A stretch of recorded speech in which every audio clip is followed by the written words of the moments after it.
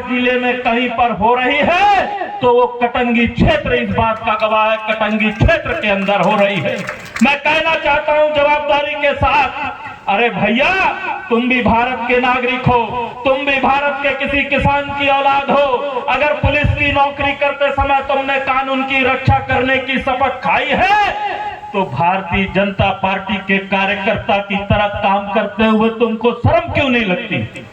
क्या रिश्ता है तुम्हारा, क्या रिश्ता है तुम्हारा जिले में काम करने वाले शराब माफियाओं से? उनकी शराब की पैकारी गली गली और गांव गांव में बिकती है और इस क्षेत्र का किसी आदिवासी भाई के घर अगर 2 लीटर शराब पकड़ जाती है तो उस पे 20 लीटर का केस ये लोग झूठा बनाते हैं। अगर 10 लीटर के शराब कच्ची पकड़ा जाती है तो 50 लीटर का केस बनाते हैं और 1-1 लाख रुपए की मांग करते हैं। मेरे पास इस बात के प्रमाण हैं। अगर प्रधानमंत्री आवास के मकान बनाने के लिए हमारे गांव के लोगों को गांव की नदी से अगर कोई अपना ट्रैक्टर लगा के रेत उठा लेता है तो ये लोग उसके ऊपर 379 का केस लगाते हैं। मैं पूछना चाहता हूं भैया, रेत माफिया तुम्हारा दामाद है क्या? क्यों सीक्रेट रेत घाट के बाहर उसको खनन करने देते हो?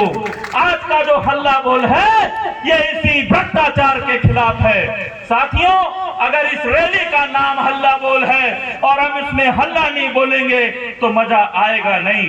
इसकी शुरुआत कैसे हुई, इसकी शुरुआत क्यों हुई, मेरे पूर्व वक्ता आपको बता चुके हैं। मैंने बहुत सारे मामलों में यहाँ पे, चूंकि माँ मेरी जिला पंचायत की सदस्य है, पिछले 20 सालों से कांग्रेस पार्टी के संगठन की मैं सेवा कर रहा हूँ। अनेक इस क्षेत्र के दलित, वंचित, पीड़ित, आदिवासी, गरीब, पिछड़े लोग मेरे पास अपनी समस्याओं को लेकर के आते हैं। जब हम थाने में फोन लगाते हैं तो पता चलता है कि किसी भाजपा के नेता का फोन चले गया है। इसलिए अगर किसी की दुकान लूट भी ली गई है तो उसको लूटी हुई नहीं माना जाएगा, क्योंकि भाजपा का नेता यह चाहता नहीं कि उसकी रिपोर्ट लिखी जाए। कैसे संभव है? हमारी एक बच्ची शर्म आती है मुझे, एक हमारी छोटी बहन, अरे शिवराज सिंह तुम्हें शर्म आना चाहिए, लाडली बहना चिल्ला रहे हो और तेरे थाने के अंदर एक थानेदार एक 16 साल की नाबालिग युवती को मानसिक रूप से उत्पीड़ित करता है, जातिगत रूप से उत्पीड़न का काम करता है और तुम्हारी सरकार सोई रहती है। उसकी शिकायत एसपी के पास होती है, उसको परिवार जब वो लगाती है और जब कोर्ट फैसला देती है कि भैया प्रथम दृष्टया अभियुक्त क्रमांक 1 यानी कि थाना प्रभारी इसमें एट्रोसिटी का आरोपी पाया जाता है, परंतु ये जो सक्षम न्यायालय नहीं है कि इसमें एट्रोसिटी की सुनवाई हो सके, इसलिए ये सारा का सारा केस विशेष न्यायालय को के पास सुनवाई के लिए भेजा जाएगा। मतलब पहले निगाहों में तो कोर्ट ने अपराधी मान लिया, वो जांच को प्रभावित कर सकता है। ये अपग्रेडेड थाना है, यहाँ पे टीआई थाना प्रभारी के रूप में 3 सितारे वाले थानेदार टीआई की नियुक्ति होना चाहिए। मैं पूछना चाहता हूँ भैया शिवराज सिंह, कौन सा रिश्ता है? मैं पूछना चाहता हूँ एसपी साहब, कौन सा रिश्ता है जो एक अपग्रेडेड थाने को आप एक सब इंस्पेक्टर के हवाले कर देते हो और इस क्षेत्र की भोली भाली जनता को लूटने के लिए इनको खुले सांड की तरह छोड़ देते हो कि लूटो और चढ़ जाओ। हमारा हल्ला बोल है, ये आज आगाज हुआ है और मैं चेतावनी देना चाहता हूँ प्रशासन को। किसानों के बच्चे हो, आपको रोजगार के लिए आपने पुलिस की नौकरी ज्वाइन करी है और कसम खाई है कि संविधान का पालन करूंगा, संविधान की रक्षा करूंगा। आपको जो तनख्वाह मिलती है वो कौन देता है? हम देते हैं। कैसे हम देते हैं?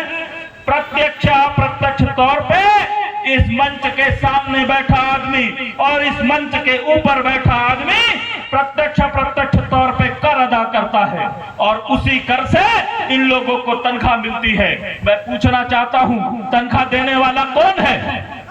मालिक। तनख्वाह देने वाला कौन है? मालिक। एक बार बताओ, तनख्वाह देने वाला कौन और तनख्वाह लेने वाला कौन? तनख्वाह लेने वाला कौन? तो जो इस मंच के सामने बैठे हैं ये लोग कौन हैं? और वो जो लोग लाल पीली काली बत्तियां लेकर के घूम रहे हैं वो लोग कौन हैं? तो नौकरों को मालिकों की सेवा करने की जिम्मेदारी दी गई है। लोकतंत्र में लोगों के ऊपर लोगों का शासन होता है। मैं बताना चाहता हूं, शासन में कोई भी पार्टी हो, अगर लोकतांत्रिक व्यवस्था है तो शासन जनता का है और आप लोग जो हो वो जनता के सेवक हो। अपनी सीमाओं को पहचानो। लोकतंत्र तभी सुरक्षित होता है जब उस क्षेत्र की, उस देश की, उस जिले की जनता का उसमें विश्वास बरकरार होता है। अरे आप लोगों की हरकतें तो ऐसी है कि हमारे लोगों का लोकतंत्र से विश्वास उठ रहा है।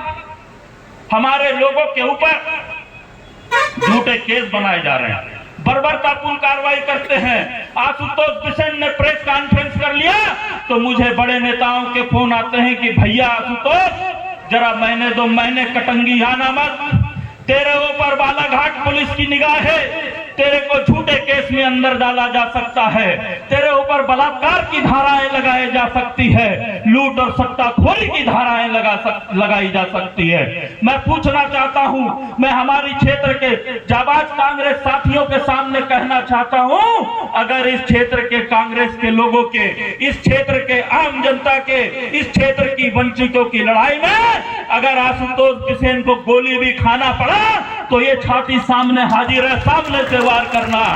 कायरों की तरह से फंसाने का काम ये कायर लोग करते हैं। और मैंने सुना हूं कि भैया प्रभारी मंत्री से कुछ रिश्तेदारी है, तो प्रभारी मंत्री तो खुद ही सबको मालूम है 35 करोड़ वाला है, कांग्रेस के टिकट पर जीत के गया था। रिकॉर्ड कर लो, मानहानि का दावा मेरे ऊपर भी चलाना, जेल जाने तैयार हूं। अरे 35 करोड़ रुपए में जनता के वोट को बेचने वाला आदमी हमारे जिले का प्रभारी मंत्री है। मैं जवाबदारी के साथ कहना चाहता हूं। और जब ऐसे लोग इस देश की, इस जिले की सत्ता के ऊपर रहेंगे तो क्यों नहीं ये लोग आगे निकलेंगे। इन लोगों को इनकी सीमाओं से परिचित कराना है। आप ये जो आपका जो सैलाब इस क्षेत्र के लोगों का इस हल्ला बोल रैली में आया है, मैं कहना चाहता हूं प्रशासन के लोगों से, हमने आज शांतिपूर्ण रखा है, लेकिन अगर आप लोगों ने अपनी सीमाओं को नहीं पहचाना, आप लोगों ने भारत के संविधान का ठीक से अध्ययन नहीं किया और आप लोग अगर संविधान की सीमाओं को लांघने का काम करोगे तो अगर संविधान की रक्षा आप नहीं कर पाओगे तो ये महात्मा गांधी और डॉक्टर अंबेडकर के चाहने वाले लोग जो इस मंच के सामने और इस मंच के ऊपर बैठे हैं, ये अपनी छाती लेकर के खड़े रहेंगे। कर लेना जो बनता है। साथियों, आपको बताए 1000 रुपए लाडली बहना को देंगे। हमारी बहनें परेशान हो रही है, पर मैं आपको कहना चाहता हूं, हमको सम्मान भी चाहिए, हमको स्वाभिमान चाहिए, हमारी बहनों का सम्मान चाहिए। हम हमारे बहनों के सम्मान की सुरक्षा की कसम खाना चाहते हैं। हम हमारे बहनों को इस क्षेत्र में सुरक्षित वातावरण देना चाहते हैं। हो क्या रहा है, 1000 रुपए के नाम पे आप हमारी मां बहनों के साथ बदसलूकी करोगे और हम लोग चुप रहेंगे, तो इस कटंगी क्षेत्र के पानी में ठंडापन नहीं है। कटंगी क्षेत्र का पानी अपने आप में बागी है। ये शासन और प्रशासन से लड़ना जानता है, ये लड़ेगा, डरेगा नहीं।